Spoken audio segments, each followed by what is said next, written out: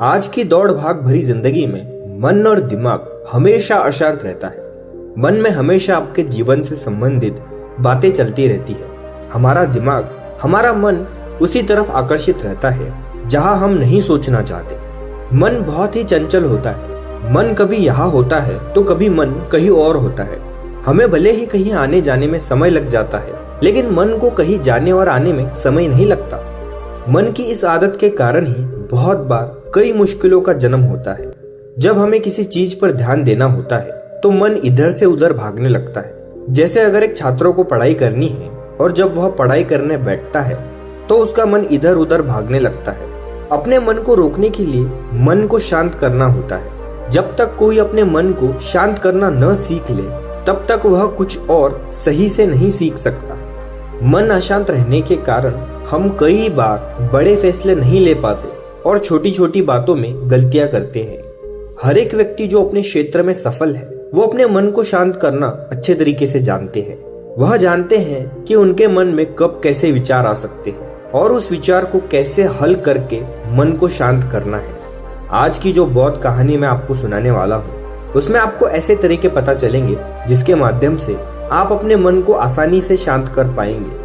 इससे पहले कि आप इस कहानी में खो जाएं, चैनल को सब्सक्राइब जरूर कर लें। तो चलिए कहानी शुरू करते हैं। एक बार एक लड़का एक महात्मा के पास आता है और उनसे कहता है कि महात्मा जी, मेरे जीवन में बहुत अशांति है, कृपया कर मेरा मार्गदर्शन करें जिससे कि मैं इस अशांति से छुटकारा पा सकूं। वे महात्मा उस लड़के से पूछते हैं कि तुम्हारे जीवन में अशांति क्यों है? फिर वह लड़का उत्तर देता है, अत्यधिक विचारों के कारण। मेरे भीतर बहुत सारे विचार चलते रहते हैं जिसके कारण मेरा मन अशांत रहता है। फिर वे महात्मा मुस्कुराते हैं और उस लड़के से कहते हैं कि ऊपर उस आकाश में देखो, क्या तुम्हें सूर्य दिख रहा है? वह लड़का ऊपर आकाश में दिखता है और कहता है कि जी गुरुदेव, दिख रहा है। फिर वे महात्मा जी उस लड़के से पूछते हैं कि अगर तुम लगातार धूप में खड़े रहो तो क्या होगा? वो लड़का कहता है कि गर्मी लगेगी गुरुदेव और शरीर में बेचैनी पैदा हो जाएगी। फिर वे महात्मा जी उस लड़के से पूछते हैं कि अगर धूप में खड़े रहने से तुम्हें गर्मी लगती है तो इसमें दोष किसका है, सूर्य का, गर्मी का या तुम्हारा? वो लड़का थोड़ी देर सोचता है और कहता है, कृपया कर आप ही बताएं गुरुदेव। वे महात्मा मुस्कुराते हैं और उस लड़के से कहते हैं कि सूर्य का काम है गर्मी देना और गर्मी का काम है गर्मी लगवाना। इसीलिए दोष तुम्हारा है कि तुम धूप में जाके खड़े हुए हो। तुम चाहो तो तुम छाया में जाकर बैठ सकते हो। ठीक उसी प्रकार हमारे मन का स्वभाव है विचारों और भावनाओं की खिचड़ी पकाना, और विचारों और भावनाओं का काम है तुम्हें दिशा दिखाना। अब उस दिशा में तुम्हें चलना है या नहीं सिर्फ तुम्हारे हाथ में है। देखो, ध्यान से समझो, विचार और भावनाएं समस्या नहीं है बल्कि तुम्हारा उनसे जुड़े रहना समस्या है।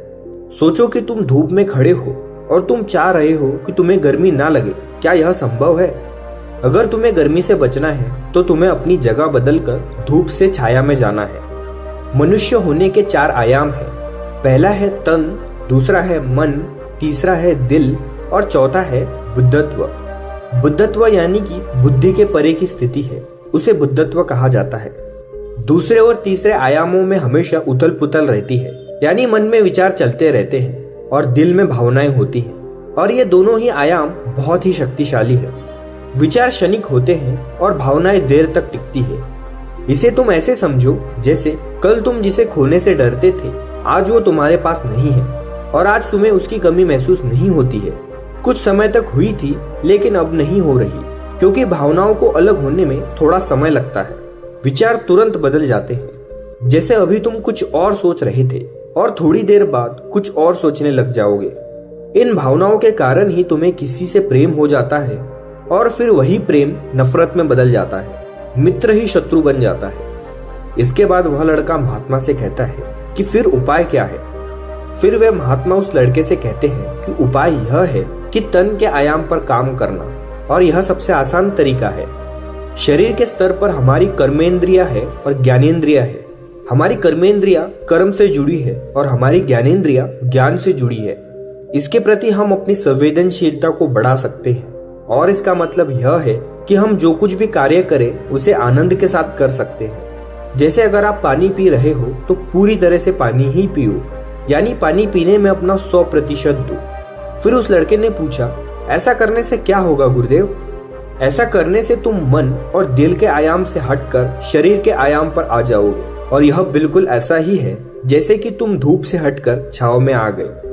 मन और हृदय के आयाम पर अपना काम चल रहा है, लेकिन तुम्हारी जागरूकता तन पर आ गई है। जैसे कि सुबह उठो तो सूरज की किरणों को महसूस करो और हवा को महसूस करो। आंखें बंद करके पक्षियों की आवाजें सुनो।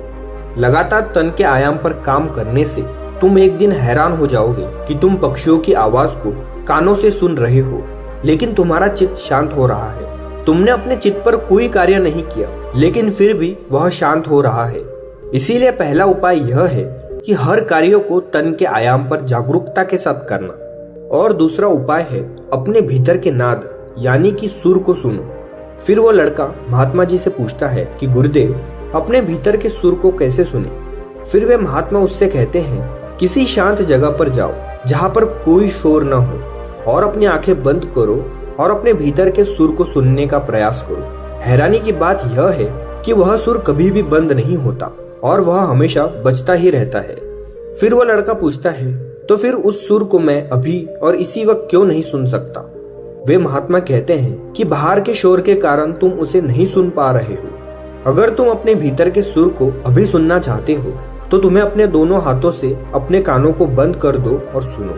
तुम देखोगे कि यह सुर बिना किसी यंत्र के बज रहा है, और जब तुम इसे सुनोगे तो तुम अपने हृदय और मन से दूर हो जाओगे और तुम्हारा चित्त शांत होने लगेगा। एक बात हमेशा याद रखना कि मन सबसे ज्यादा सक्रिय तभी होता है जब इसे तुम्हारे द्वारा ऊर्जा मिलती है। अगर तुम अपनी ऊर्जा को अपने तन और अपने भीतर के सुर को सुनने पर लगाओगे तो तुम्हारा मन कैसे सक्रिय होगा? फिर महात्मा कहते हैं, पर समस्या क्या है पता है तुम्हें? हम अपने विचार से और अपनी भावनाओं से लड़ते रहते हैं और इसी में ही अपनी ऊर्जा को खत्म कर देते हैं। फिर हमें हर बार की तरह हमें अशांति घेर लेती है। इसीलिए अपने मन को शांत करने के लिए दो काम करें। पहला, अपने मन के आयाम से हटकर तन के आयाम पर आ जाएं, और दूसरा उपाय है अपने भीतर के सुर को सुने। वह लड़का तो उन महात्मा की बातों को समझ जाता है, लेकिन क्या आप समझ पाए? हमें नीचे कमेंट बॉक्स में कमेंट करके जरूर बताएं। दोस्तों, आज की यह कहानी आपको कैसी लगी और इस कहानी से आपको और क्या क्या सीखने को मिला, यह भी हमें कमेंट कर जरूर बताएं।